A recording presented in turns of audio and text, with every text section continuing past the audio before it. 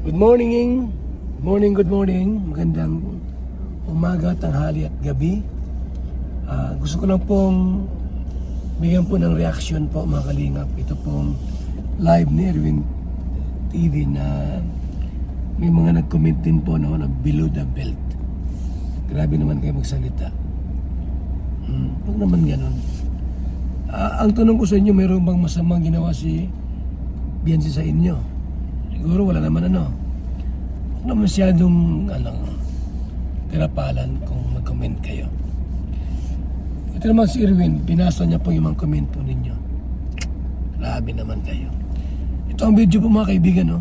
Ito po yung video, panoorin po natin. Mamchi, lagot kay ka Mamchi ba? Kalagot kayo ni si Mamchi, oh? Personal kayo ni iyahang comment. Sabi niya, akala siguro naghahabulin siya ng habulin ng kalingap. Ipabalik mo na lang yan sa labandera. Tapos yung brace niya, ipatanggal, ipalaksi.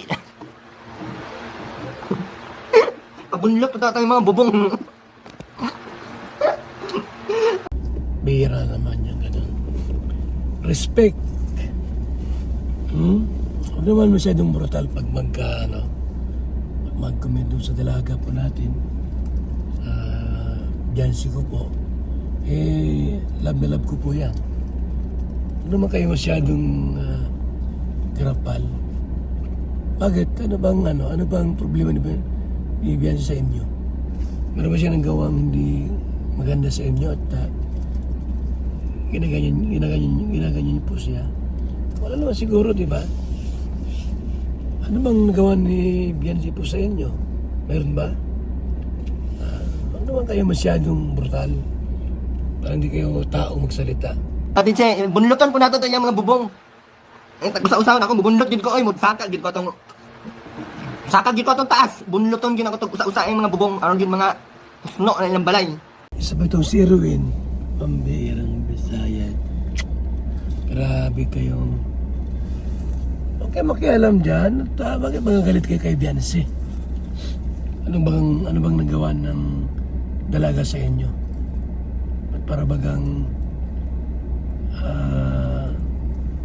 may ginawang hindi mainam sa inyo at para kayong galit na galit.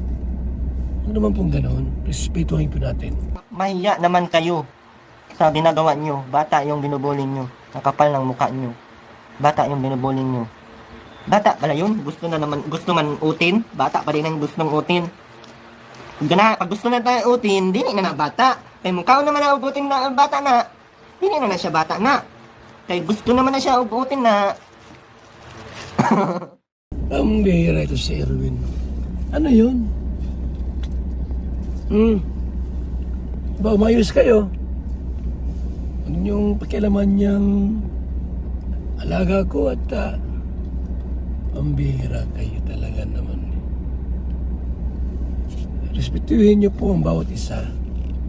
Mga vlogger kayo, may mga channel kayo, hindi sila mga vlogger, walang channel yan.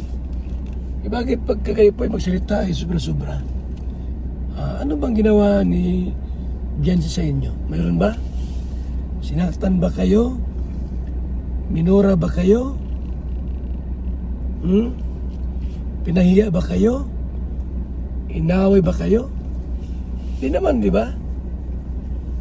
Bakit parang ang laki na nagawa ni Beyonce sa inyo na kasalanan at pag kayo nagsalita kayo, grabe naman. Halos di makain. Huwag po. Pag kayo pinalikan namin, magagalit kayo. Yung mga viewers po dyan, yung mga nagko-comment po, huwag naman po masyadong below the belt. Dalaga po yan. Pwede kayong ireklamo niyan. Abay, ba't kayo ganyan? Huwag kayong ganon. Ha? Pakiusap po, huwag naman kayong ganon kay Beyonce. Huwag naman kayong ganon. Si Beyonce po ay mabait. Hindi nakikialam sa inyo. At ayaw niya ng gulo. Tahimik lang po si Beyonce. At kalingap din naman yan. Eh, huwag natin ganun yung isang tao. Pangit naman yun na nahimik yung bata, tapos iko-content nyo na hindi maganda. Tapos ito si Erwin talaga, grabe itong pati bata ay iko-content. Doon naman po, huwag naman ganun. Hindi maganda yan. Wala naman ginawang masama si Biancy sa inyo. Meron ba? Na ginawang masama si Biancy sa inyo? Wala man. Tahimik na bata yan.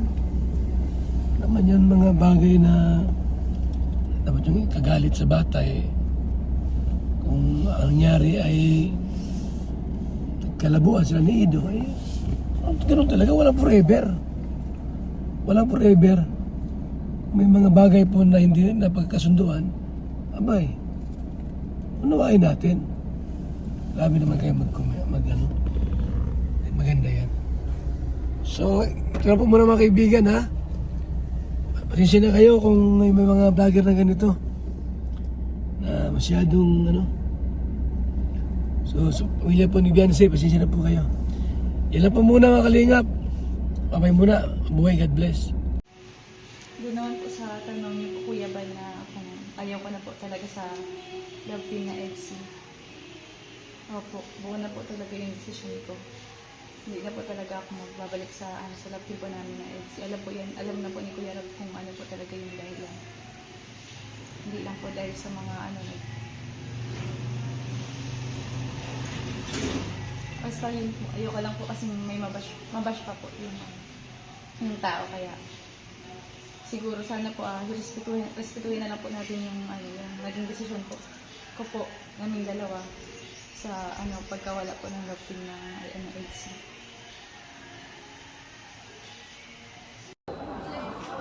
Your love is like the sun that lights up my whole world.